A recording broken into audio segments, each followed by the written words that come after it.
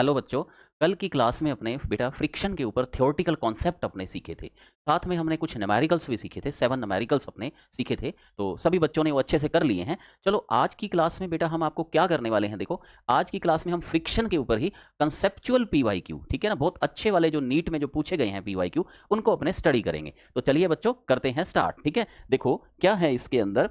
Numerical number 1 देखिए, इसमें ये पुली के ऊपर न्यूमेरिकल है। तो एक क्लास अपनी पिछली ये भी थी जिसमें मैंने आपको पुली कॉन्सेप्ट मैंने आपको समझाए थे एनएलएम के अंदर, ठीक है। लेकिन वो फ्रिक्शन लेस केस था, ठीक है। आज अपने जो स्टडी करेंगे वो फ्रिक्शन की वाली पुली के ऊपर अपने स्टडी करेंगे कि किस तरह से इसको सोल्व किया जाता है। चलो बच्चों देखते हैं अपने न्यूमेरिकल नंबर 1।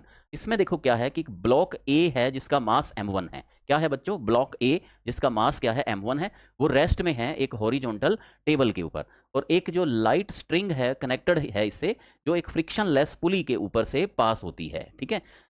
दूसरा ब्लॉक जो बी है, मास m2 का है, वो इसके साथ सस्पेंडेड है। देखो ये वाली जो कंडीशन बनेगी ऐसे बनेगी, देखो कि ये ब्लॉक है, फर्स्ट जो ब्लॉक है ए, ये एक टेबल के ऊपर रखा हुआ है, और यहाँ से एक पुली आती है, पुली लगी हुई है, यहाँ से एक स्ट्रिंग आती है, और स्ट्रिंग के साथ दूसरा ब्लॉक जो लगा हुआ है वो है m2 ब्लॉक, m2 मास वाला। और इसका मास बच्चों कितना है, m1 है, ठीक है। तो m1 और m2 मास के ब्लॉक। ये पुली जो है ये फ्रिक्शनलेस है, ठीक है। पुली में फ्रिक्शन नहीं है, लेकिन coefficient of kinetic friction between block and table, यानी ये ब्लॉक और टेबल, ये जो टेबल है ना बेटा, ये जो सरफेस है इसके अंदर फ्रिक्शन है, और इसका फ्रिक्शन कोफिशिएंट जो है म्यू के, यानी कि काइनेटिक फ्रिक्शन कोफिशिएंट जो है इसका वो कितना है, म्यू के है। आगे क्या बोलता है देखो, when the block A is sliding on the table, जब ब्लॉक ए जो है, ये वाला ब्लॉक ए है, और ये वाला जो ब्लॉक है ये इसका नाम है ब्लॉक बी है।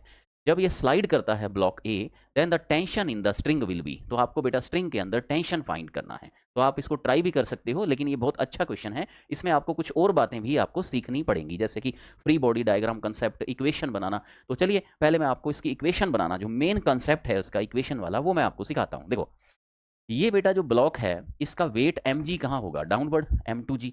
तभी तो ये ब्लॉक नीचे जाएगा, नीचे जाएगा तो ये स्ट्रिंग को खींचेगा, और स्ट्रिंग इसके साथ लगी हुई है पुली के साथ, पीछे मास m1 के साथ। तो जब ब्लॉक ये नीचे जाएगा तभी तो ये ब्लॉक ए क्या करेगा, स्लाइड करेगा।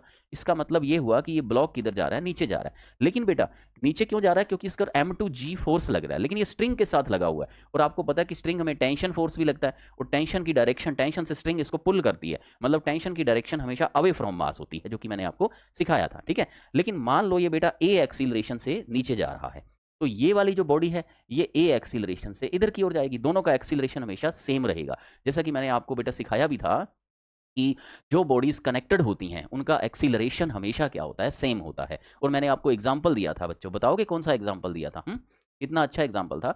एक ट्रेन चलती है, ट्रेन में रेलवे इंजन है और पीछे उसके डिब्बे हैं, कंपार्टमेंट हैं। अगर बेटा इंजन की स्पीड 60 से 80 हो गई है, तो सभी डिब्बों की स्पीड भी तो उसी टाइम में 60 से 80 हो जाएगी ना, क्योंकि वो सभी जुड़े हुए हैं आपस में। तो एक्सीलरेशन बेटा यही तो होता है, चेंज इन वेलोसिटी अपॉन में टाइम टेकन। तो सेम टाइम के अंदर सेम चेंज वेलोसिटी में होता है, तो उनका एक्सीलरेशन क्या होता है, सेम होता है। तो जो बेटा बॉडी जुड़ी हुई होंगी उसमें एक बॉडी की वेलोसिटी चेंज होगी, बढ़ेगी, तो फिर बाकी जो दूसरी बॉडी, क्योंकि सभी जुड़ी हुई हैं एक स्ट्रिंग के साथ, तो उनकी भी तो वेलोसिटी उसी टाइम में उतना ही चेंज शो करेगी। इसका मतलब ये हुआ कि सेम टाइम में सेम वेलोसिटी चेंज, इसका मतलब उनका एक्सीलरेशन क्या रहता है, सेम रहता है। तो अगर बॉडीज बेटा कनेक्टेड हों तो उनमें एक्सीलरेशन क्या होता है, हमेशा सेम होता है। ये कंसेप्ट आपको पहले भी सिखाया हुआ है, चलो मैंने आपको बच्चों के लिए मैंने रिवाइज कर दिया है वाला कंसेप्ट, ठीक है बेटा।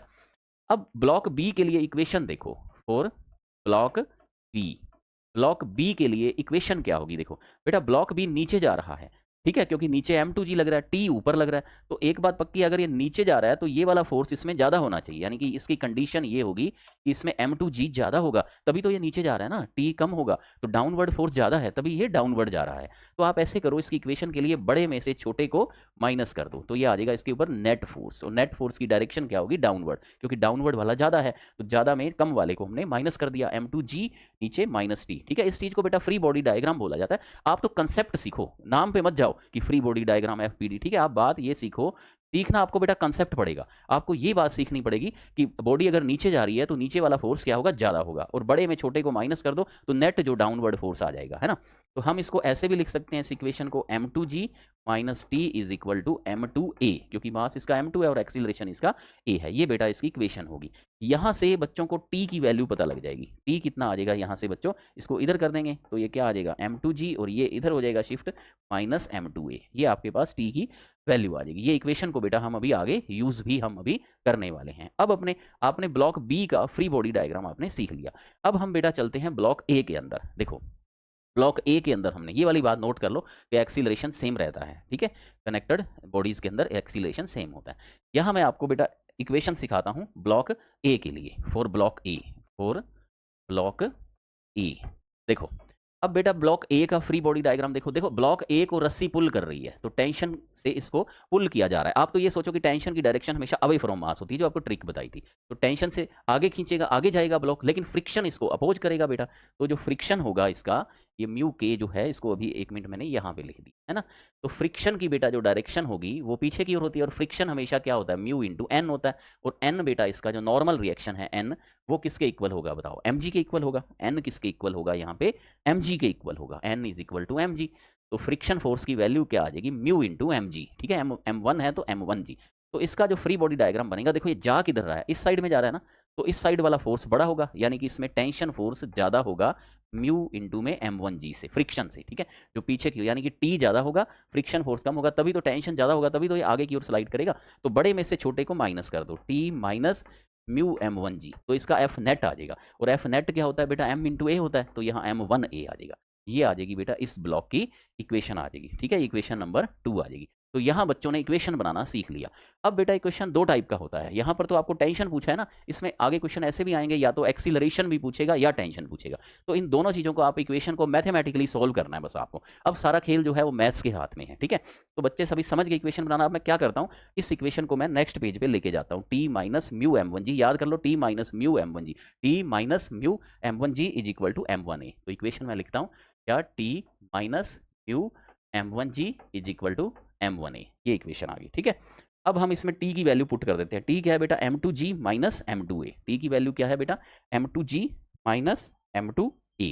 तो t की वैल्यू क्या है, देखो यहाँ पे m2g minus m2a minus mu m1g is equal to m1a। अब यहाँ से आप एक्सीलरेशन फाइंड करते हैं, तो a को एक साइड में कर लो, यानी कि इसको ऐसे लिख लो, m2g minus mu m1g is equal to m1a plus m2a, ठीक है। इस m2a को इधर ले जाएंगे, ओके। तो इसमें जो कॉमन आ रहा है इसको देख लो, g कॉमन आ रहा है, तो g कॉमन आएगा तो अंदर क्या बचेगा, m2 minus mu m1 is equal to m1 plus m2 into में a। तो बेटा एक्सीलरेशन की क्या वैल्यू आ जाएगी, g m2 minus mu m1 divide by m1 plus m2। ये बच्चों के पास क्या है, एक्सीलरेशन की वैल्यू आ जाएगी। और एक्सीलरेशन बेटा दोनों बॉडीज में सेम रहता है, तो आपसे एक्सीलरेशन भी वो पूछ सकता था। तो यहाँ तक बच्चों नोट कर लो कि आपके पास किसकी वैल्यू आ गई है, एक्सीलरेशन की। अब आपको क्या करना है, टेंशन फोर्स फाइंड करना है, ठीक है। तो टेंशन की इक्वेशन है ही सही बेटा अपने पास, ये रही ना टेंशन की इक्वेशन, m2g माइनस m2a। तो टेंशन की जो इक्वेशन है वो क्या है, m2g माइनस m2a। तो एक बार मैं फिर से लिखता हूँ, m2g माइनस m2, और a की वैल्यू हम ये वाली इसमें पुट कर देते हैं। तो थोड़ा सा इसमें मैथमेटिकल इसमें रहेगा। a की वैल्यू क्या है, g m2 minus mu m1, ठीक है, divide by m1 plus m2, ठीक है। तो मैं सभी स्टेप लिखता हूँ, इसका एलसीएम लेके आप इसको सोल्व कर सकते हो बहुत इजीली। अब तो मैं सभी स्टेप लिखते हुए इसको मैं सोल्व करता हूँ। देखो t इज इक्वल टू, इसका एलसीएम कितना आ जाएगा बच्चों, m1 प्लस m2 आ जाएगा, ठीक है। और ऊपर क्या आ जाएगा, m2g in bracket m1 plus m2 minus m2g in bracket m2 minus mu m1, okay. Next step अपने ये लिखेंगे इसमें कि t इज इक्वल टू, इसको अंदर मल्टीप्लाई कर दो तो क्या आ जाएगा, m1 m2g plus m2 square g minus m2 square g plus mu m1 m2 into में g, ठीक है, divide by m1 plus m2। अब इसमें कटना बेटा स्टार्ट हो जाएगा। बस ये 2 लाइन का काम है, 2 या 3 लाइन है, तो इसमें आप मैथमेटिकली इसको सॉल्व कर सकते हो। ये बच्चों यहाँ पे कट जाएगा, तो t कितना आ जाएगा, यहाँ से कॉमन क्या आ जाएगा, m1 m2g in bracket 1 plus mu, m1 m2g common आ गया, यहाँ 1 प्लस म्यू बच गया, नीचे क्या बच जाएगा बेटा, यहाँ पे m1 प्लस m2 बच जाएगा, ठीक है बच्चों। तो ये आपने इसको सॉल्व करके टेंशन फोर्स भी आपने इसमें फाइंड कर लिया है, ठीक है। अब बेटा देखो मेन जो इसका कंसेप्ट था ना बच्चों, वो था आपको जो मैंने ये फर्स्ट पेज के ऊपर सिखाया था, इक्वेशन बनाना। तो पहले हमने ब्लॉक बी की इक्वेशन बनाई, ठीक है, जिससे ये आ गया, और फिर हमने ब्लॉक ए की इक्वेशन बनाई, फ्री बॉडी डायग्राम हमने बनाना सीखा। तो ये बच्चों हमारा मेन काम था, जिसमें अपने सभी फोर्सेज अपने सीख लिए। नॉर्मल फोर्स एम जी है तो M1G हो जाएगा, क्योंकि मास इसका M1 था, तो फ्रिक्शन हो जाएगा म्यू M1G, ठीक है। और फ्रिक्शन का आपको फॉर्मूला पिछली क्लास का पता ही है, F is equal to mu into M1 होता है, ठीक है बच्चों। चलिए नोट कर लीजिए इस क्वेश्चन को अच्छे से अब, ठीक है। ये इसका इक्वेशन पार्ट था और ये इसका क्या था, मैथमेटिकल पार्ट था, ठीक है। जनरली बेटा अभी तक जब भी क्वेश्चन आया है, या तो एक्सीलरेशन पूछता है या ये टेंशन पूछता है, ठीक है। दोनों में एक बात पूछी जाती है, दोनों चीजें एक साथ नहीं पूछते हैं। तो पहले एक्सीलरेशन फाइंड करना जरूरी है। तो ये मैंने 3 लाइन में एक्सीलरेशन फाइंड किया और 3 लाइन में मैंने पूरे स्टेप लिखे हैं, ताकि बच्चों को प्रॉब्लम ना हो, ठीक है। आप इसको और भी रिड्यूस कर सकते हो बाद में। चलिए नोट कर लीजिए बच्चों इसको। अब अपने चलते हैं न्यूमेरिकल नंबर 2 में।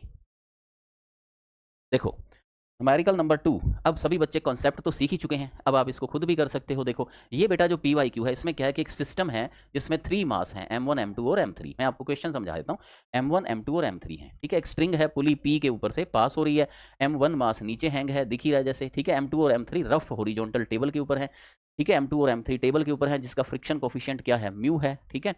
नेग्लिजिबल मास की फ्रिक्शन लेस, पुली में कोई फ्रिक्शन नहीं है, ठीक है, सिर्फ टेबल में होगा friction. The downward acceleration of mass M1 का बच्चों आपको एक्सीलरेशन बताना है। एज्यूम कर लो कि ये दोनों सेम है, ठीक है, तो और इजी हो जाएगा। ये दोनों, ये भी M है, ये भी M है, यानी आप इसको भी M लिख लो, इसको भी M लिख लो, इसको भी M। यहाँ पर बच्चों मैं आपको छोटी सी बात में आपकी हेल्प कर देता हूँ, फिर आप इस वीडियो को पॉज करके इस क्वेश्चन की प्रैक्टिस कर सकते हो। ये M और M दोनों है ना बेटा, इनको आप 2M मान लीजिए, यानी ये दोनों को एक ज्वाइंट मास कर लीजिए, M और M 2M। क्योंकि जब ये मास खींचेगा तो उस दोनों को एक साथ ही खींच रहा है वो, तो है ना, तो इसको तो यही फील होएगा कि इसने 2M मास को खींचा है। अगर अलग अलग हो तो M2 प्लस M3 का एक मास आपको बनाना होगा, ठीक है। यानी मेरे कहने का ये मतलब है बच्चों कि यहाँ पर आपको जो डायग्राम है वो इस टाइप का बना लीजिए कि ये वाला मास कितना हो गया, यहाँ पर 2M हो गया, ये मास कितना हो गया 2M। और यहाँ से पुली आ रही है बच्चों, ठीक है, ये पुली आएगी यहाँ से नीचे, और ये वाला मास बच्चों कितना हो जाएगा आपके पास, M हो जाएगा, ठीक है। अब आप इनका फ्री बॉडी डायग्राम बनाइए, इक्वेशन बनाइए। चलिए 1 मिनट में ट्राई कीजिए इसको।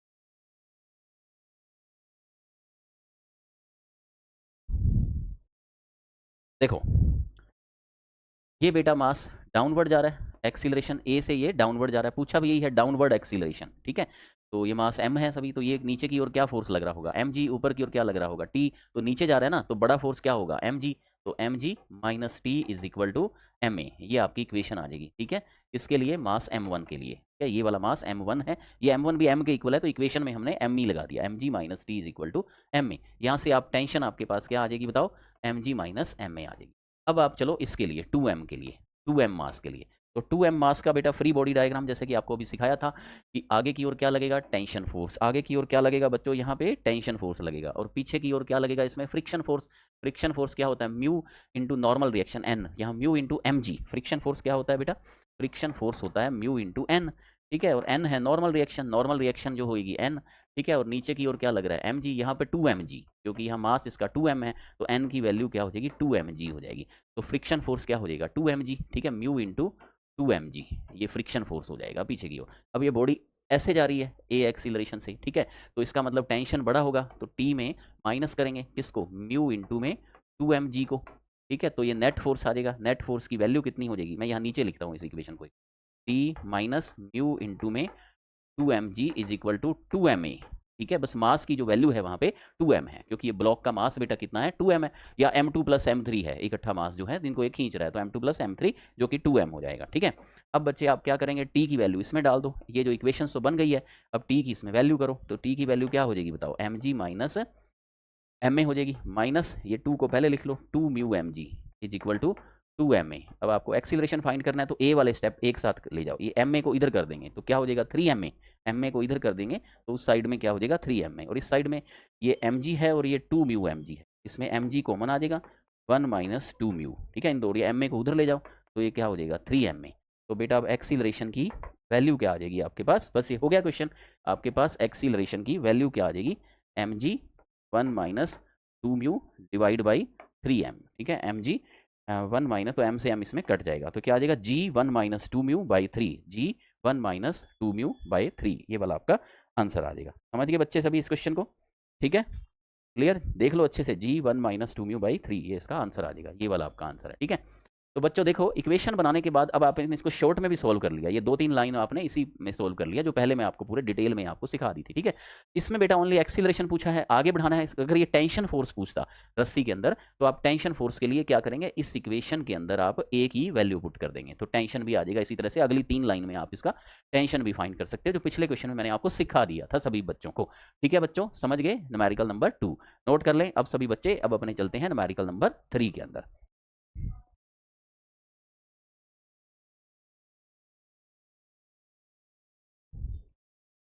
चलिए न्यूमेरिकल नंबर 3, इसमें देखिए क्या कंसेप्ट है।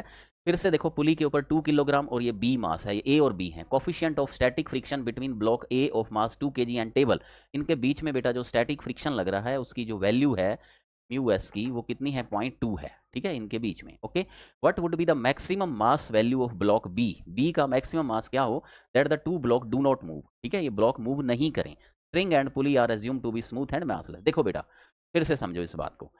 अब पिछले जो क्वेश्चन थे उसमें क्या हुआ था, ये हमेशा ये सिस्टम किधर जा रहा था, नीचे की ओर जा रहा था, है ना, क्योंकि ये ब्लॉक जो था ये नीचे ग्रेविटेशन इसको पुल करता था। लेकिन आप बताओ, अगर ये ब्लॉक मैं हल्का लूँ, बिल्कुल आप पहले मानो कि ये मैं ब्लॉक लेता ही नहीं हूँ, यदि मैं ब्लॉक लूँ ही नहीं, तो ब्लॉक ना लूँ, तो ब्लॉक अगर नहीं है बी ब्लॉक, तो क्या ए चलेगा, नहीं, उसको खींचने वाला मास ही नहीं है।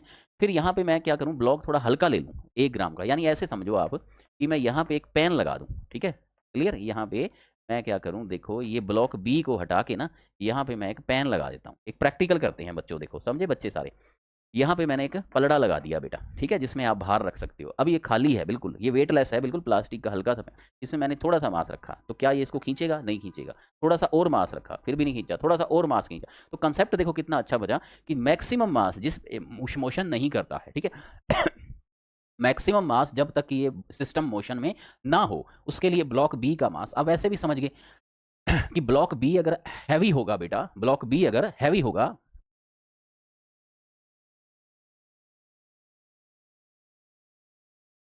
देखो ब्लॉक बी अगर हैवी होगा तो क्या होगा कि ये नीचे खींच जाएगा, है ना, ब्लॉक बी हैवी होगा, हल्का होगा तो नहीं खींचेगा, है ना। तो उसका मैक्सिमम मास कितना हो जिस पर कि ये सिस्टम मोशन ना करे। तो आपको इसके लिए क्या करना है, कंसेप्ट वही वाला लगाना है। फिर से देखो, फ्री बॉडी डायग्राम फिर बनेगा इसका, दोबारा से देखिए इसको, ठीक है। एग्जाम के दिनों में तो बेटा आप इसके ऊपर ही बना सकते हो, इसके ऊपर आप रफ वर्क कर सकते हो। अभी मैं आपको अच्छे सिखा रहा हूँ, देखो ये बी है, ठीक है, तो बी को, इसको आप मान लीजिए M1 और इसको आप मान लीजिए M2, जिसकी वैल्यू हमें निकालनी है। तो इसका क्या हो गया बेटा M2G, और इसका क्या हो गया T। अब ये नीचे नहीं जा रहा, मान लो इसका एक्सेलेरेशन 0 है, ये डाउनवर्ड जा ही नहीं रहा, ना नीचे जा रहा ना ऊपर, कहीं नहीं जा रहा, रेस्ट में है। ऊपर तो जा भी नहीं सकता क्योंकि ग्रेविटेशन हमेशा नीचे ही खींचता है बॉडी को, ऊपर तो कभी खींचता नहीं है ना। तो ये नीचे नहीं जा रहा, यहीं पे खड़ा है, यहीं पे खड़ा है। तो इसका मतलब क्या हुआ, इसके लिए अपवर्ड और डाउनवर्ड बेटा बराबर हो जाएंगे, तो टी बराबर M2G हो जाएगा। ये हो गई ब्लॉक बी के लिए, ये ब्लॉक बी है। अब ए के लिए देखो, इसको टेंशन आगे खींचता है और फ्रिक्शन इसको अपोज करता है, और फ्रिक्शन की वैल्यू क्या होती है, mu M G, mu M1G। तो इस ब्लॉक के लिए, ब्लॉक ए के लिए टी की वैल्यू क्या हो जाएगी, म्यू M1G, ये दोनों बराबर। अभी बेटा पिछले क्वेश्चन में क्या था कि ये आगे जा रहा था, तो हमने आपको क्या सिखाया था कि इसमें टी बड़ा होगा, यही बात आपको सिखाई थी ना, कि इसमें टेंशन बड़ा होगा, तभी तो ये आगे जा रहा है ना। टी शुरू में ही आपको मैंने ये बात सिखाई थी, बड़े छोटे वाला कंसेप्ट, ठीक है। नीचे आ रहा है तो इसमें M2G बड़ा होगा और इसमें टेंशन बड़ा होगा, है ना। तो ये बात मैंने आपको दोनों ही क्वेश्चन में सिखाई थी, ठीक है। इसमें मैंने बोला था ये नीचे जा रहा है तो इसमें MG बड़ा होगा, MG बड़े में छोटा घटाओ, और ये इधर जा रहा है तो T माइनस म्यू MG, ठीक है। तो ये बात मैंने आपको सिखाई थी। अब मैं आपको क्या कह रहा हूँ कि चल ही नहीं रहा है। अगर चल ही नहीं रहा बेटा, तो राइट और लेफ्ट वाले फोर्स एक दूसरे से कैंसिल हो जाएंगे, नेट फोर्स 0 आ जाएगा, तभी वो रेस्ट में रहेगा। वो सिंपल सा कंसेप्ट है। दोनों इक्वेशन 1 और 2 दोनों ही टी की हैं, तो दोनों को इक्वल कर दो, यानी कि M2G equal to mu M1G। तो G से G जाता है कट, और M2 क्या बचेगा, म्यू इंटू M1, ये आपका आंसर आ जाएगा, म्यू M1, है ना। इसमें डाटा पुट करना है तो म्यू की वैल्यू देख लो, म्यू की वैल्यू कितनी है आपके पास, 0.2, ठीक है, और M1 की वैल्यू कितनी है, 2 किलोग्राम, तो आंसर कितना आ जाएगा, 0.4 किलोग्राम, ये आपका आंसर आ जाएगा। तो इसका मतलब ये होगा कि 0.4 किलोग्राम पर तक वो रेस्ट में रहेगा। 0.4 से ज़्यादा करोगे वैल्यू तो क्या होगा, ये मोशन में आ जाएगा, है ना। और 0.4 से कम रहेगी वैल्यू तो फिर ये मोशन नहीं करेगा, ठीक है। तो मोशन नहीं करने की कंडीशन क्या है कि जो M2 होना चाहिए वो लेस देन और इक्वल देन 0.4 kg होना चाहिए। देन क्या रहेगा, रेस्ट केस में वो रहेंगे, ठीक है। क्लियर, M2 की वैल्यू कम होनी चाहिए 0.4 से, और मैक्सिमम पूछी थी तो मैक्सिमम कितनी होनी चाहिए, 0.4 kg होनी चाहिए। नोट कर लीजिए बेटा न्यूमेरिकल नंबर 3 को, ठीक है। अब अपने चलेंगे न्यूमेरिकल नंबर 4 में, जो एक बहुत अच्छा न्यूमेरिकल है। तो आपके और भी कंसेप्ट इसमें क्लियर होंगे। इसी कंसेप्ट को आगे बढ़ाते हुए हम चलते हैं न्यूमेरिकल नंबर 4 में। देखो ये है बच्चों न्यूमेरिकल नंबर 4 है। न्यूमेरिकल नंबर 4 में क्या है कि एक हैवी यूनिफॉर्म चेन है, lies on A horizontal table top, किसी टेबल के ऊपर एक चेन को रखा हुआ है। The coefficient of friction between chain and the table surface is 0.25, यानी कि आपको म्यू की वैल्यू कितनी दी हुई है यहाँ 0.25। Maximum fraction of length of the chain that can hang over edge of the table. Fraction, इसने हालांकि परसेंटेज निकाल दी।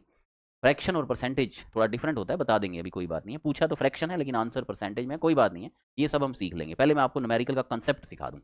देखो बच्चों, कंसेप्ट ये है इसका कि ये चेन है वो टेबल के ऊपर रखी हुई है, ठीक है।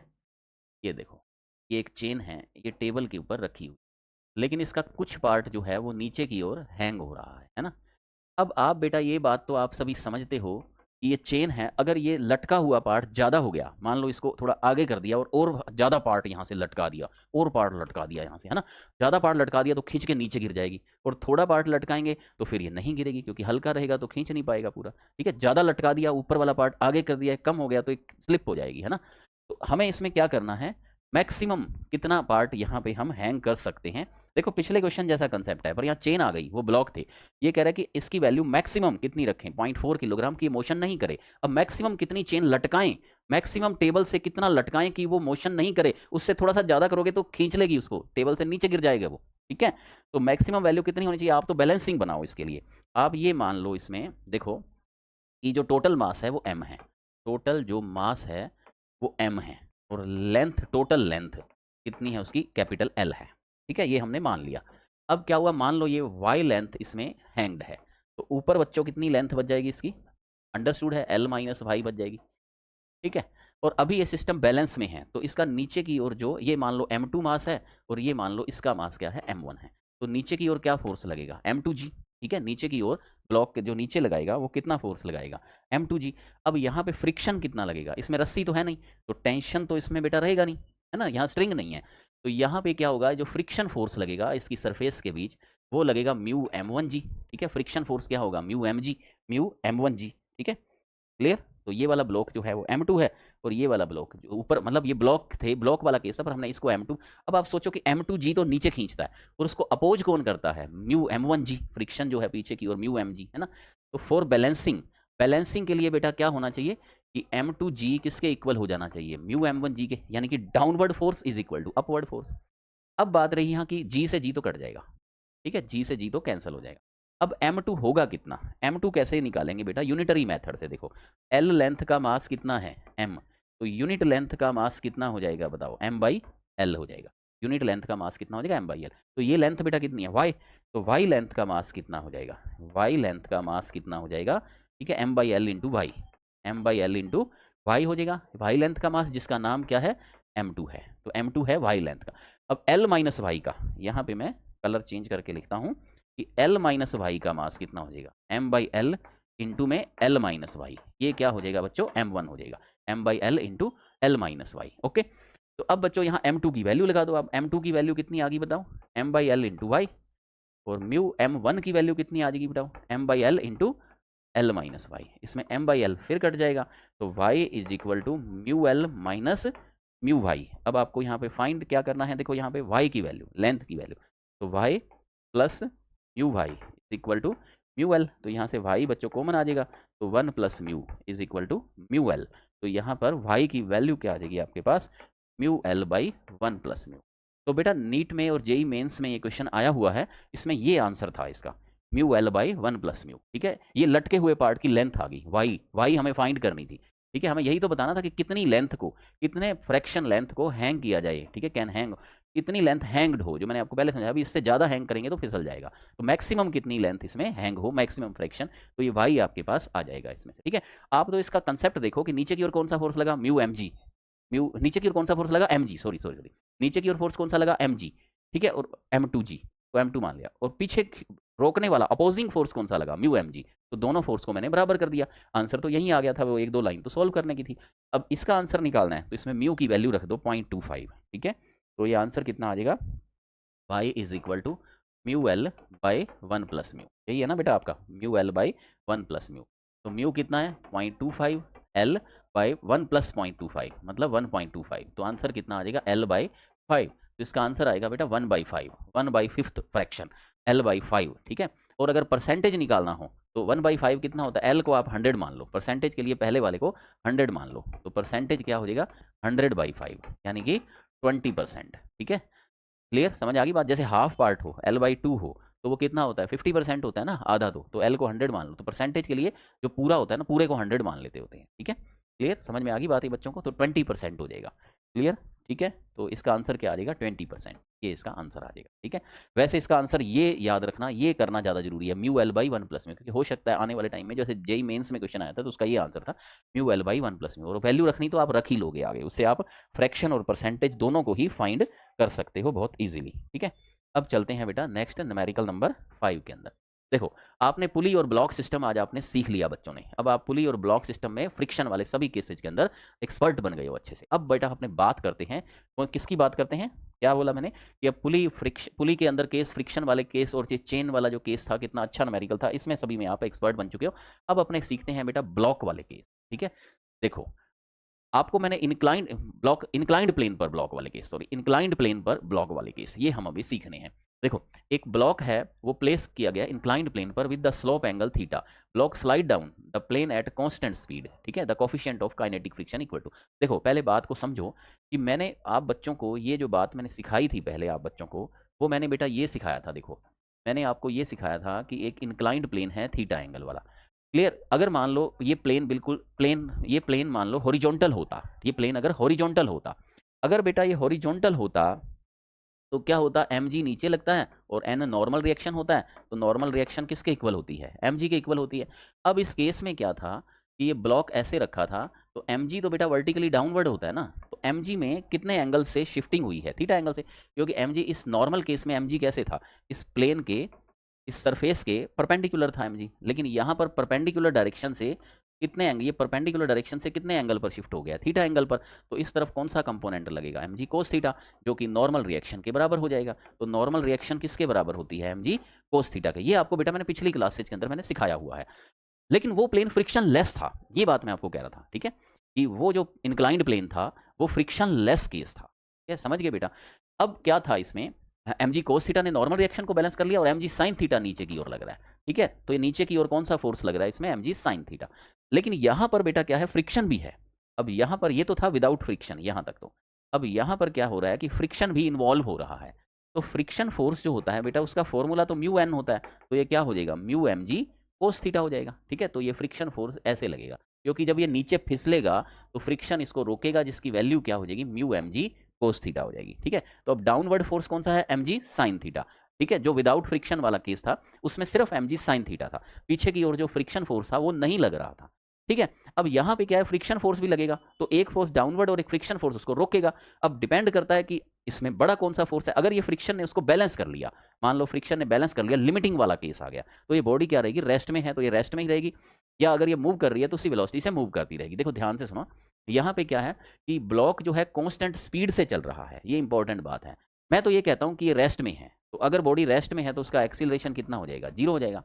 और अगर ये, ठीक है, आप इनर्शिया वाला जो NLM Newton's law of motion के अंदर जो फर्स्ट लॉ था वो क्या था बेटा बताओ, कि कोई भी बॉडी है वो रेस्ट में है तो रेस्ट में ही रहेगी, और मोशन में है तो सेम वेलोसिटी से कांस्टेंट स्पीड से मोशन करती रहेगी जब तक कि उस पर कोई फोर्स ना लगे। तो आप बात समझ गए कि कांस्टेंट स्पीड से चल रही है, इसका मतलब उसका एक्सीलरेशन 0 है, यानी इसका फोर्स क्या हो जाएगा, 0 हो जाएगा। तो फोर्स 0 बेटा कब हो सकता है, फोर्स 0 तो तब हो सकता है जब नेट फोर्स 0 है। इसका मतलब क्या हुआ कि फोर्स 0 तब होगा जब नीचे वाला और ऊपर वाला बराबर हो जाएंगे, यानी कि ये जो इक्वेशन है, ये डाउनवर्ड फोर्स कितना है इसमें mg sin थीटा, और फ्रिक्शन जो अपोज कर रहा है वो कितना है म्यू mg cos थीटा। ठीक है, तो लिमिटिंग फ्रिक्शन वाला केस हो गया है। ठीक है, कि यहाँ पे ये दोनों क्या हो गए, बराबर हो गए हैं, ये वाले दोनों फोर्स बराबर हो गए हैं, तो बॉडी अभी तक इसमें मोशन नहीं करेगी। ठीक है, क्लियर, तो mg से mg इसमें कट गया, स्टैटिक फ्रिक्शन समझो भी आपको, है ना। ठीक है, स्टैटिक फ्रिक्शन वाला केस है। ठीक है, यानी बॉडी स्टैटिक फ्रिक्शन का मतलब बॉडी रेस्ट में है, लेकिन ये बात समझें कि रेस्ट में है तो रेस्ट में रहेगी, अगर कांस्टेंट स्पीड उसको दी हुई है तो उसी स्पीड से वो चलती रहेगी, ये बात थोड़ी ध्यान रखें।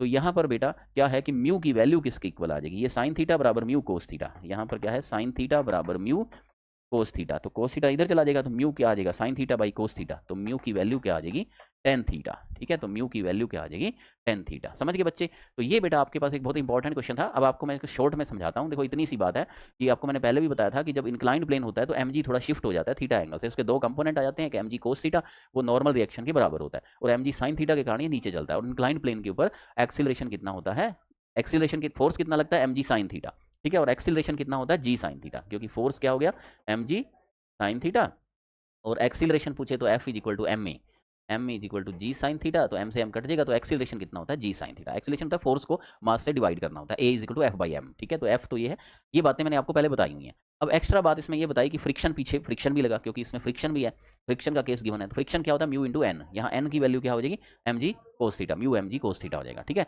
और ये बॉडी क्या है कांस्टेंट स्पीड से चल रही है, इसका मतलब क्या हुआ कि डाउनवर्ड और अपवर्ड फोर्स बराबर है, नेट फोर्स इसमें जीरो है।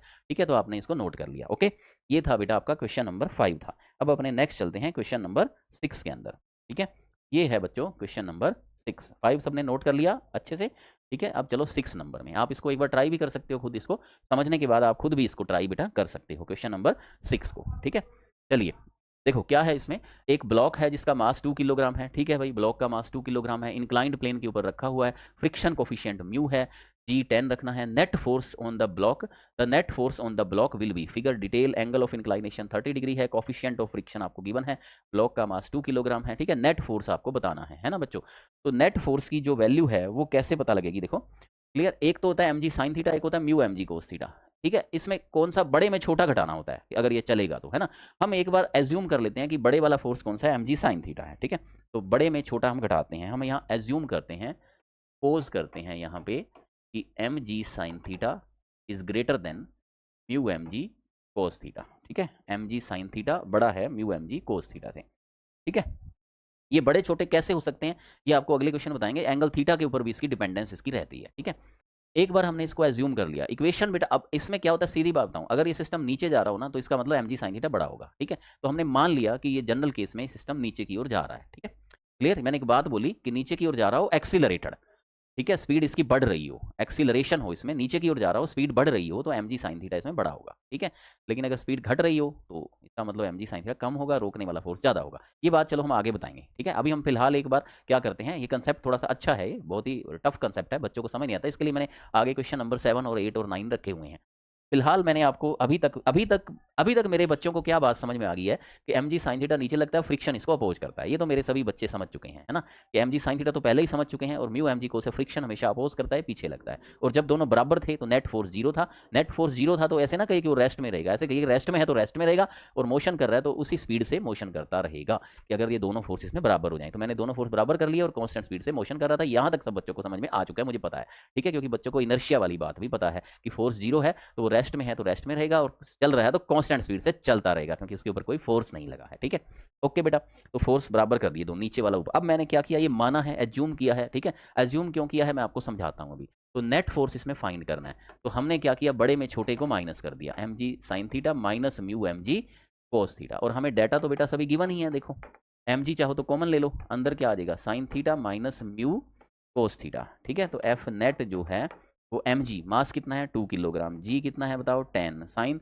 साइन 30 डिग्री है ना, साइन 30 कितना होता है हाफ, माइनस म्यू कोस 30 कितना होता है √3/2 होता है। और म्यू की वैल्यू भी लगाओ बेटा, यहाँ पे म्यू की वैल्यू दी है ना 1/√3। मैं एक मिनट यहाँ पे म्यू की भी वैल्यू साथ साथ लगा देता हूँ, 1/√3, तो ये तो कट गया, तो क्या बच गया, half minus half, half minus half बेटा कितना होता है 0, तो एफ नेट कितना आ जाएगा 0 आ जाएगा। ठीक है, तो नेट फोर्स बेटा 0 आ गया, इसका मतलब डाउनवर्ड और अपवर्ड यहाँ पे भी बराबर थे, बराबर वाला केस था।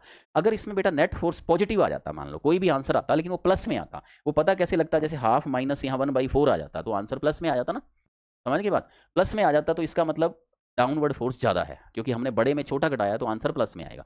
अगर आंसर माइनस में आ जाता तो हम कह देते कि जो नेट फोर्स है उसमें mu M G cos theta बड़ा है। ठीक है, क्लियर, समझ में आ गई ये वाली बात। ठीक है, तो हमें बड़े छोटे का पता ऐसे हमें लग जाता है बाद में, और 0 आ गया, इसका मतलब ये दोनों फोर्स क्या हैं, बराबर हैं। ठीक है, दोनों फोर्स क्या हैं, बराबर हैं। बड़े छोटे वाला केस क्या है मैं थोड़ा आगे समझाऊंगा, अभी तक तो देखो दोनों न्यूमेरिकल मैंने आपको बराबर वाला ही कराए हैं, यहाँ भी बराबर वाला कराया, बस ये सिखाया कि कांस्टेंट स्पीड से चल रहा है तो भी नेट फोर्स 0 करना है, दोनों फोर्स को बराबर करना है। यहाँ पे भी दोनों फोर्स क्या है, बराबर आए, मैंने एज्यूम करना सिखाया। आगे की बात कोई भी आगे के क्वेश्चन में करें। ठीक है, और कुछ नहीं सोचना, और कुछ के लिए क्वेश्चन नंबर 7 में चलते हैं, न्यूमेरिकल नंबर 7 में चलते हैं। ठीक है। 7 और 8 और 9 जो अपने करेंगे इसमें आपको पूरा समझ में आएगी बातें, है ना। चलो बच्चों, न्यूमेरिकल नंबर 7 देखो कितना अच्छा न्यूमेरिकल है। ये वाला जो बेटा क्वेश्चन है इसमें क्या दिया हुआ है, there are two inclined plane of equal length, same length of inclination 35 degree, one of them is rough other is perfectly given body take two time. ये बेटा आपका क्वेश्चन है नीट 25 का, ठीक है। अभी इसी साल जो क्वेश्चन था ये आया था, जो पेपर आप टफ लगता था उसमें ये क्वेश्चन आया हुआ, ठीक है। क्लियर। देखो अब इसको समझो। ये कह रहा है कि आपके पास दो इंक्लाइंड प्लेन है। मैं आपको बताता हूँ ये क्या क्वेश्चन है, कि दो इंक्लाइंड प्लेन है बेटा, बिल्कुल वो सेम है। इनकी लेंथ भी एल है, इसकी लेंथ भी एल है, इसका एंगल भी 45 डिग्री है, इसका एंगल भी 45 डिग्री है, लेकिन एक उसमें रफ है और एक इसमें स्मूथ है। ये वाला प्लेन मान लो, पहले वाला प्लेन रफ है, ये वाला प्लेन स्मूथ है। स्मूथ को मैंने एस से लिखा। और एक बॉडी दोनों ही केस में ऊपर से नीचे आती है, यहाँ भी बॉडी ऊपर से नीचे आती है, यहाँ भी बॉडी ऊपर से नीचे। तो रफ वाले केस के अंदर जो है कोफिशिएंट ऑफ फ्रिक्शन सेम है म्यू के, between the object and rough surface is close to, ठीक है। कोफिशिएंट ऑफ फ्रिक्शन आपको फाइंड करना है, सॉरी, इसका म्यू के। एक बार फिर से मैं क्वेश्चन समझाता हूँ, देखो दोबारा से समझो। There are two inclined surface of equal length, same angle of inclination with the horizontal, horizontal के साथ दोनों का एंगल सेम है, दोनों की लेंथ भी सेम है, एल है। एक बॉडी है two times, takes two time as much time to slide down on rough surface, ठीक है। इसका मतलब है कि रफ सरफेस पर जो टाइम लगता है वो डबल लगता है स्मूथ सरफेस के कंपेयर में, ठीक है। ध्यान से पढ़ो इस बात को। A given body take two time as much time to slide down on rough surface then on the smooth surface। Rough पे टाइम ज्यादा ही लगेगा ना बेटा, क्योंकि रफ पे फ्रिक्शन अपोज करेगा तो स्पीड स्लो हो जाएगी, स्पीड स्लो हो जाएगी तो टाइम उसको ज्यादा लगेगा रफ पर। स्मूथ के ऊपर तो अपोजिंग फोर्स ही नहीं है, तो सीधा ही आ जाएगा, कम टाइम में आ जाएगा, है ना। तो ये डाटा आपको दिया कि ये डबल टाइम लगता है। तो बताओ म्यू के की वैल्यू कितनी है, ये अपना क्वेश्चन हो गया, है ना बेटा। देखो इसको अपने कैसे करेंगे, टाइम आपको गिवन है, क्लियर, ये डबल लगता है। अब टाइम का फॉर्मूला क्या होता है ये हमें देखना है, क्योंकि बेटा जो कोई भी लेंथ चलता है S is equal to U T plus half A T square होता है। तो मैं इसमें यू तो जीरो ही है, कि दोनों से ही ऊपर से इनिशियल वेलोसिटी जीरो से छोड़ा जाता है किसी भी ब्लॉक को, ठीक है। क्लियर। तो अब अगर इनिशियल वेलोसिटी आपको नहीं दी, रेस्ट में लिखा है तो ठीक है, नहीं लिखा तो भी इसका मतलब कि वो जनरल जो स्टैंडर्ड केस होता है, यू अगर गिवन नहीं है इसका मतलब वो है भी नहीं, ठीक है। तो यू कितना है, जीरो है। तो एस कितना हो गया, हाफ ए टी स्क्वायर हो गया, हाफ ए टी स्क्वायर हो गया। तो टी बेटा क्या हो जाएगा बताओ, यहाँ पे 2s बाई ए हो जाएगा का रूट। टी की वैल्यू क्या आ जाएगी, 2s बाई ए। यहाँ पे टी कितना हो जाएगा, 2s बाई ए, ठीक है। Clear. Is equal to 2 into में 2s बाई ए हो जाएगा। लेकिन ये ए जो है ना बेटा, ये ए रफ सरफेस का है, ये ए स्मूथ सरफेस का है, ठीक है। और स्मूथ सरफेस का एक्सीलरेशन तो आपको पता ही है, ठीक है। स्मूथ सरफेस का एक्सीलरेशन आपको कितना सिखाया है पीछे, जी साइन थीटा। और रफ सरफेस का आपको कितना सिखाया है, G sine theta minus mu g cos theta, जी sine theta minus mu g कोस, जी साइन थीटा नीचे की ओर, फ्रिक्शन ऊपर की ओर, तो नेट कितना हो जाता है, G sine theta minus mu g cos theta. और एस की वैल्यू यहाँ एल के बराबर है, दोनों ही कितनी डिस्टेंस चलते हैं, एल के बराबर डिस्टेंस चलते हैं। अब इसका अंडर रूट एक बार खत्म कर लो। अंडर रूट खत्म करने के लिए आप बेटा क्या करेंगे, यहाँ पे दोनों तरफ स्क्वायर कर दो इसका। तो 2l, एस की वैल्यू एल रख लो, बाई ए रफ, ठीक है, इज इक्वल टू 2 का स्क्वायर कितना हो जाएगा 4 इंटू में 2l बाई ए स्मूथ है। 2l से 2l कट गया, तो अब इसमें बेटा इसको क्रॉस मल्टीप्लाई कर दो। तो A S is equal to 4 AR, यानी कि क्रॉस मल्टीप्लाई करने पर आपके पास यहाँ पर क्या आ जाएगा, यहाँ पर आ जाएगा बच्चों आपके पास a S is equal to 4 AR, ठीक है। ये आपके पास रिलेशन आ गया, ठीक है। अब मैं इसको यहाँ पर बेटा सॉल्व कर देता हूँ, ठीक है। ये तो समझाने के लिए थी बेटा बातें कि S U T plus half A T square S half T, इसको मैं एक बार यहाँ से हटा देता हूँ, आपको नोट करना है तो आप नोट अभी इसको कर लो, है ना, वीडियो को रोक के।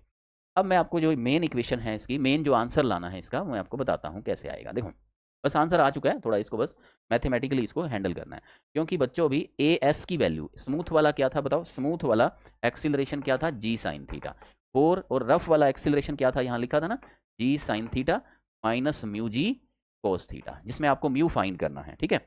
तो इसमें जी से जी तो भी कट जाएगा, तो जी साइन थीटा, साइन 45 है तो साइन 45 की वैल्यू साथ साथ रखो, g by root two is equal to 4, g यहाँ कॉमन आ जाएगा, साइन 45 अंदर 1 बाई रूट टू, जी तो बाहर आ गया, ठीक है, कॉमन, यह कितना आ गया 1 by root two, mu find ही करना है, जी बाहर चला गया, और कोस 45 ये भी कितना होता है 1 बाई रूट टू होता है। तो जी से जी बच्चों यहाँ पे कट गया, ओके, बस आंसर आ गया ना, 1 by root two 4 by root two, इसमें भी रूट टू कॉमन आ जाएगा, अंदर क्या आ जाएगा 1 माइनस म्यू, तो रूट टू से रूट टू भी कट गया, तो ये 1 by 4 is equal to 1 minus mu, 1 minus mu is equal to 1 by 4, तो mu is equal to 1 minus 1 by 4 is equal to 3 by 4, और 3 बाई 4 बच्चों कितना होता है 0.75, ठीक है, तो 0.75 हो जाएगा।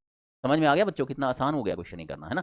ये नीट 25 का क्वेश्चन था, ठीक है, समझ गए बच्चे सभी। देखो इसमें आपको एक्स्ट्रा बात क्या सीखने को मिली, इस वो तो बात कॉमन चला ही, अपना कंसेप्ट वही है क्या कि जो स्मूथ सरफेस है उसके ऊपर कितना एक्सीलरेशन होता है जी साइन थीटा, और रफ सरफेस के ऊपर क्या हो गया जी sine theta minus mu g cos theta. ठीक है, जनरल केस ये होगा कि ऊपर से नीचे आते हैं तो नीचे वाला बड़ा है तो बड़े में छोटा करता है, जनरल केस 99% ये एप्लीकेबल होगा, 1% कब नहीं होगा वो मैं आगे बताऊंगा। वेल ब्लॉक बेटा नीचे आ रहा है ना, तभी मैंने आपको पिछले क्वेश्चन में भी आपको मैंने रोक दिया था कि जी साइन थीटा, मतलब ब्लॉक नीचे आ रहा है तो हमेशा बच्चों को यही लगेगा भी नीचे आ रहा है तो नीचे वाला बड़ा होगा ना बेटा, जी साइन थीटा बड़ा होगा म्यू जी कोस थीटा, ये बात सही है बिल्कुल 99.9% सही है। 0.1% केस जो है मैं आपको न्यूमेरिकल नंबर 9 में बताऊंगा अभी। ठीक है, यहाँ तक बच्चे सभी सीख गए हैं कि ब्लॉक नीचे आ रहा था तो बड़े में छोटा घटाया था ना, जी sine theta minus mu g cos theta, जी साइन थीटा बड़ा था। ओके बेटा, समझ में आ गया सभी बच्चों को केस क्लियर? ठीक है, एक्सपर्ट बन जाएंगे आप 9 तक कर देखो, 0.1% भी सिखाऊंगा आपको, देखना भी। ठीक है, हो गया आपके पास क्वेश्चन नंबर 7। सभी तो इतना ही सिखाते हैं ना बेटा कि ठीक है नीचे जा रहा है बड़ा होगा, ये बात सभी सिखाते हैं, लेकिन ये बात सीखने की है कि ब्लॉक नीचे जा रहा है तब भी अगर उसमें एक केस ऐसा होता है कि उसमें ऊपर वाला फोर्स ज़्यादा होगा फिर भी वो नीचे जा रहा होगा, रिटार्डेशन का केस होगा, समझ गए? वो अभी आगे करेंगे। ठीक है, 7 नंबर क्वेश्चन हो गया कि स्मूथ सरफेस के ऊपर 7 नंबर को रिवाइज कर लो, बाकी बातें छोड़ो, कि हमारे पास ये क्वेश्चन है इसको अच्छे समझ लो कि नीचे की और एक्सीलरेशन स्मूथ सरफेस पे जी साइन थीटा, रफ सरफेस के ऊपर जी sine theta minus mu g cos theta, क्योंकि इसमें फ्रिक्शन अपोज भी करेगा, टाइम इसमें डबल लगता है तो T rough is equal to 2 tau, time क्या होता है S is equal to half A T square से 2s बाई ए की वैल्यू तो लगानी है बेटा, और तो कुछ किया ही नहीं मैंने, एस से एस 2 से टी तो कट ही गया था। ओके, अब चलते हैं अपने न्यूमेरिकल नंबर 8 में। चलो बच्चों न्यूमेरिकल नंबर 8 में चलते हैं, एक्सपर्ट बनेंगे सभी बच्चे अभी देखना। ठीक है, सभी बच्चे अभी सीख जाएंगे आज ये वाला टॉपिक कंप्लीट, इस टॉपिक में तो फिर प्रॉब्लम नहीं आने वाली है बच्चों, है ना। क्वेश्चन नंबर 8 सीखो, देखो upper half of an inclined plane of inclination theta is perfectly smooth while the lower half is rough। ठीक है, a block starting from rest at the top of plane will again come to rest at the bottom if the coefficient of friction between the block and lower half is, ये है, इसमें मैं आपको सिखाऊंगा वही चीज क्वेश्चन नंबर 8 में, है ना। देखो क्या चीज, सुनो बात, इसमें बेटा क्या है कि एक ब्लॉक है उसको एक इंक्लाइंड प्लेन के ऊपर रेस्ट से छोड़ देते हैं, जिसका आधा पार्ट L/2 तक तो वो स्मूथ है, यहां तक तो वो क्या है स्मूथ है। तो इसमें बेटा क्या होगा, वो नीचे आता है तो स्पीड पकड़ लेता है पूरी, वो ठीक है पूरी स्पीड पकड़ लेता है। ओके, लेकिन स्पीड पकड़ने के बाद अचानक उसके ब्रेक लग जाते हैं क्योंकि नीचे का जो L/2 पार्ट है वो क्या है रफ है। देखो कितना अच्छा क्वेश्चन है ना। और फिर जब ब्रेक लग जाते हैं तो नीचे आके वो फिर यहाँ पे ब्लॉक क्या होता है रेस्ट में आ जाता है, अगेन क्या आ जाता है ब्लॉक रेस्ट में आ जाता है। तो पहले हम बात करते हैं इसमें मोशन फर्स्ट की, जो स्मूथ पार्ट है उसके ऊपर। ठीक है, तो यहाँ पे L/2 डिस्टेंस चलता है ना, तो v square is equal to u square plus 2as, v square is equal to u square plus 2as। तो जैसे हमने इक्वेशन लगाई इसमें तो u तो बेटा इसमें जीरो ही था, u तो इसमें क्या था जीरो था, तो वी स्क्वायर क्या हो जाएगा 2a कितना है जी साइन थीटा, और s कितना है बच्चों L/2। कई बच्चों के मन में एक बात आ गई दोबारा से कि सर इसमें हम इक्वेशन लगाई है, तो बेटा एक बार बात बताओ, ये इक्वेशन तो मैंने आपको काइनेमेटिक्स में भी लगवाई थी, समझे कहाँ लगवाई थी बताओ, काइनेमेटिक्स के अंदर, है ना। ये यूनिफॉर्मली एक्सीलरेटेड मोशन की इक्वेशन है, क्योंकि एक्सीलरेशन वहां पे कितना था जी था, और जी साइन थीटा भी तो था ना इंक्लाइंड प्लेन पे, तो ये भी तो बेटा यूनिफॉर्म होता है, जी कांस्टेंट है और एक प्लेन के लिए उसका थीटा भी कांस्टेंट है ना। तो इसका मतलब एक्सीलरेशन यूनिफॉर्म है, तो यूनिफॉर्मली एक्सीलरेटेड मोशन की इक्वेशन इसमें हम अप्लाई इसलिए हम इसमें करते हैं। ओके, तो यहाँ पे बेटा 2 से 2 तो कट गया, तो वी स्क्वायर किसके इक्वल आ जाएगा जी एल साइन थीटा। अब अपने चलते हैं मोशन नंबर सेकंड, जो कि रफ सरफेस के ऊपर है। अब रफ सरफेस के ऊपर देखो क्या होता है, जो आपको मैंने समझाया था कि एक बार यहाँ साइड में फिर समझाते हैं कि जब रफ सरफेस आती है तो जी साइन थीटा तो नीचे लगता है और पीछे क्या लगता है mu g cos theta, mu M g cos theta, m मैंने हटा दिया एक्सीलरेशन लिख दिया g sine theta mu g cos theta. अब बेटा क्या है बॉडी इसमें रिटार्डेड हो रही है, हमें कैसे पता चला, क्योंकि वो बाद में आके फिर रेस्ट में आ जाती है ना। तो रिटार्डेड हो रही है तो इक्वेशन क्या रहेगी v square is equal to u square minus 2as, पहली बार। ठीक है कि रिटार्डेड की इक्वेशन में माइनस आएगा, जब स्पीड कम होती है तो इक्वेशन में साइन क्या आता है माइनस आता है। अब फाइनल वेलोसिटी बेटा उसकी जीरो हो चुकी है, और इनिशियल वेलोसिटी क्या थी, जो फर्स्ट मोशन की फाइनल थी वो सेकंड मोशन के लिए इनिशियल थी, सेकंड मोशन की फाइनल तो वो जीरो है रेस्ट में आ गया, तो इनिशियल जो है सेकंड मोशन के लिए वो जो फर्स्ट मोशन की फाइनल वाली रख देंगे वी स्क्वायर, इसका जो वी था वो इसके लिए यू का काम करेगा जी एल साइन थीटा माइनस 2। अब बात रही बेटा इसमें ए रखने की। तो ये बॉडी जा तो नीचे रही है पर ये रिटार्डेड हो रही है, इसका मतलब क्या हुआ, इसमें ब्रेक लग रहे हैं, ब्रेक लग रहे हैं तो डोमिनेंट फोर्स कौन सा है ऊपर वाला, इसका मतलब बॉडी तो नीचे जा रही है लेकिन फोर्स अभी ऊपर वाला ज्यादा है, तब उस केस में क्या होगा बॉडी रिटार्डेड हो जाएगी। ठीक है ना बेटा, ऐसा तब हो सकता है कि जब बॉडी चल रही हो और पीछे उस पर ज्यादा फोर्स लग जाए आगे वाले कंपेयर में, तो उसकी मोशन कम होते होते रिटार्डेड हो जाएगी। यानी यहाँ पे बड़ा फोर्स कौन सा है म्यू जी कोस थीटा, और बड़े में छोटे को हमने क्या कर दिया माइनस कर दिया, समझ गए बेटा। अब तो वो सिंपल लगेगा ना बेटा बात, कि बॉडी नीचे जा रही है तो नीचे वाला बड़ा होगा? नहीं, ये जरूरी नहीं है। अगर बॉडी रिटार्डेड हो रही है, उसकी स्पीड कम हो रही है, तो ऊपर वाला फोर्स बड़ा होगा। जो जैसा हमें गिवन हो उस हिसाब से हमें करना होता है। ठीक है, ठीक है। 99% यही गिवन होता है कि बॉडी नीचे जा रही है, बस इतना ही बताता है। लेकिन अगर ये बोले कि नीचे जाके उसकी स्पीड जीरो हो जाती है, कम होके, है ना, तब आपको क्या कौन सा फोर्स बड़ा करना है। तो यहाँ पे ये चीज बेटा, इसलिए न्यूमेरिकल नंबर 8 बड़ा हमारे लिए इंपॉर्टेंट है। ओके, अब बस इसको सोल्व कर दो, आपका आंसर तो आ ही गया है, बच्चों का आंसर आ ही गया है बस, है ना। तो सोल्व इसको कर देते हैं बेटा। बस अब क्या कैसे सोल्व करना है, देखो बेटा, इसमें इसको प्लस माइनस है, मैं यहाँ पे अब इस चीज़ को एक बार हटा देता हूँ, यहाँ पे स्पेस बना लेते हैं, है ना। ये तो रफ वर्क था, मैंने आपको समझाने के लिए बताया था। ठीक है, तो इसको इधर उधर ले जाओ इसको, तो g l sine theta is equal to, यहाँ क्या आ जाएगा 2, और कॉमन क्या आ जाएगा इसमें से, जी कॉमन आ जाएगा, है ना। और अंदर क्या बचेगा, mu cos theta minus sine theta. Okay, और इसमें क्या होगा, जी से जी कट जाएगा। ठीक है, इनटू में एस भी है ना, यहाँ 2a भी है। एस की वैल्यू कितनी है, L/2 है। ठीक है, क्योंकि अगला L/2 है, एस रह गया ना। ए तो मैंने समझा दिया ना, उसके बाद एस भी तो था L/2, तो एस की वैल्यू यहाँ पे है बेटा L/2। ठीक है, ये साथ में है, दिख रही है ना बेटा, L/2, है ना। तो यहाँ पे एल से एल भी कट जाएगा। ओके, तो ये बच जाएगा साइन थीटा, 2 से 2 भी कट जाएगा, L/2 है बेटा इसके साथ में, है ना। Sine theta is equal to mu cos theta minus sine theta plus sine theta, 2 sine theta is equal to mu cos theta. तो म्यू किसके इक्वल आ जाएगा बेटा, 2 sine theta by cos theta. तो किसके इक्वल आ जाएगा, 2 टेन थीटा। तो म्यू की वैल्यू क्या आ जाएगी, 2 टेन थीटा। समझ गए सभी बच्चे। आपको इसमें सबसे इंपॉर्टेंट बात क्या थी समझने की, कि इसमें इक्वेशन में वी² is equal to u square minus 2s में ए की वैल्यू आपको क्या रखनी है रिटार्डेशन के केस में। ठीक है बेटा, अपना जो नेक्स्ट चैप्टर होगा वो होगा वर्क पावर एनर्जी। उसमें अपने एक वर्क एनर्जी थ्योरम की स्टडी करेंगे, है ना। ये मैंने आपको क्यों बताया अभी समझाता हूँ, पहले आप इसको नोट कर लो एक बार। ये बात मैं आपको क्यों कह रहा हूँ, तो मैं आपको लॉजिक बताता हूँ, है ना। इस न्यूमेरिकल को ना बेटा मैं आपको एक सेकंड मेथड से करके बताता हूँ, जो वैसे नेक्स्ट चैप्टर का मेथड है, फिर भी आपको समझ में आ जाएगा। क्योंकि work energy theorem W is equal to होती है डेल्टा की, W टोटल होता है इसमें। ठीक है, तो यहाँ पे क्या हुआ, ऊपर से नीचे आ रही है ना बॉडी ग्रेविटेशन के कारण, लेकिन बीच में इसमें फ्रिक्शन भी लग रहा है।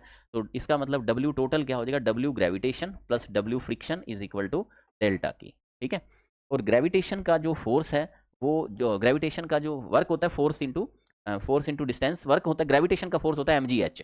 ठीक है, हमेशा जो पाथ पे डिपेंड नहीं करता, हाइट पे डिपेंड करता है। और फ्रिक्शन वाला प्लस फ्रिक्शन का जो फोर्स होता है, ये होता है बेटा mu mg cos theta into में L/2। ठीक है, क्योंकि फोर्स होता है, वर्क होता है फोर्स इंटू डिस्प्लेसमेंट, है ना। तो फोर्स कितना है, mu mg cos theta into में L/2। लेकिन बच्चों ये फ्रिक्शन का फोर्स हमेशा क्या होता है, माइनस होता है, क्योंकि 180 डिग्री पर काम करता है मोशन। ठीक है, इज इक्वल टू, अब डेल्टा के देखो, ये के फाइनल माइनस के इनिशियल। अब इनिशियल भी जीरो था, फाइनल भी जीरो है, क्योंकि ऊपर भी रेस्ट में था, लास्ट में फाइनली भी वो रेस्ट में आ गया, है ना। तो इसमें डेल्टा के जीरो माइनस जीरो कितना आ जाएगा, जीरो। कोई भी चीज़ जीरो तभी हो सकती है जब इसमें प्लस में ये माइनस हो, वैसे भी सोचो। हालांकि ये बातें वर्क कब प्लस होता है कब माइनस, ये आपको आगे मैंने बतानी है, कल वाली क्लास में शुरू करेंगे बातें, है ना।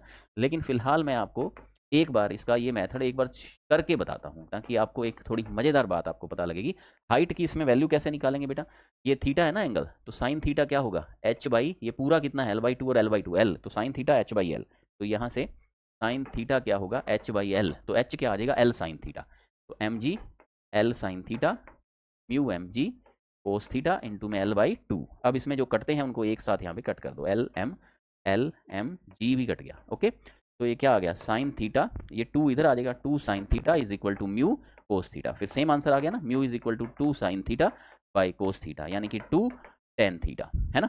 लेकिन ये वाली बात जो है आपको अच्छे से वर्क एनर्जी थ्योरम वगैरह जो बातें हैं, ये आपको कल की क्लास में आपको एक्सप्लेन की जाएंगी, तब आपको इसके नए मेथड भी सिखाए जाएंगे। ठीक है, अभी फिलहाल जो मैंने आज का जो कंसेप्ट आपको जो मैंने सिखाया है ना, वो मैंने आपको फर्स्ट मेथड के ऊपर है। ठीक है, तो अभी तो आप इसमें बने रहे, क्लियर, क्योंकि ये सेकंड मेथड तब यूज होगा जब आपको वर्क डन पूछा हो, और वर्क डन के लिए हमारा नेक्स्ट चैप्टर आने वाला है वर्क पावर और एनर्जी। ठीक है, अब अपने बेटा फ्रिक्शन के ऊपर एक कंसेप्ट बच्चों को और सीखना है जो बच गया है। ठीक है, वो देखो क्या है, एक कंसेप्ट और क्या है जो बच्चों को सीखना है। देखो, ये है न्यूमेरिकल नंबर 9। ठीक है, देखो इसमें क्या है बेटा, एक प्लैंक है with a box on it, one end is gradually raised about the other and. इसमें क्या है बेटा, कि ये हम इसको धीरे धीरे उठाते हैं, इसका मतलब ये इंक्लाइनेशन पहले थोड़ा था, ये थीटा कम था, फिर धीरे धीरे हम इसको उठाते हैं। उठाने पे क्या होगा, इसका इंक्लाइनेशन बढ़ता है। ठीक है, पहले तो समझ लो ये बिल्कुल हॉरिजॉन्टल था ये प्लेन, है ना।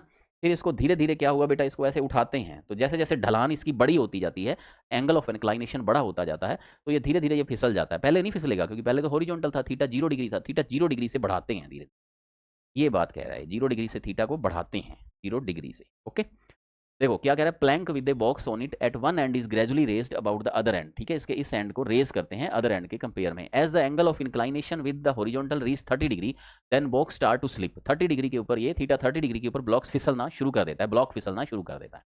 जब ये फिसलता है तो 4 meter down in 4 second, 4 second में 4 मीटर डाउन आता है। Coefficient of static and kinetic friction between the box and the plank will be respectively. देखो म्यू एस और म्यू के बताना है, तो एन बिल्कुल 30 डिग्री तक समझ लो, ये रेस्ट में था, 30 से 30.1 करते ही ये फिसलता है, ठीक है, उसको बोलते हैं एंगल ऑफ रिपोज, ठीक है, एंगल ऑफ रेस्ट समझ लो, एंगल ऑफ रिपोज बोलते हैं उसको, ठीक है, जहां तक कि वो बॉडी रेस्ट में रहती है। तो सारे कंसेप्ट आपने सीखे हुए हैं बेटा। देखो कि पहले मैं आपको रेस्ट का केस दोबारा बताता हूँ।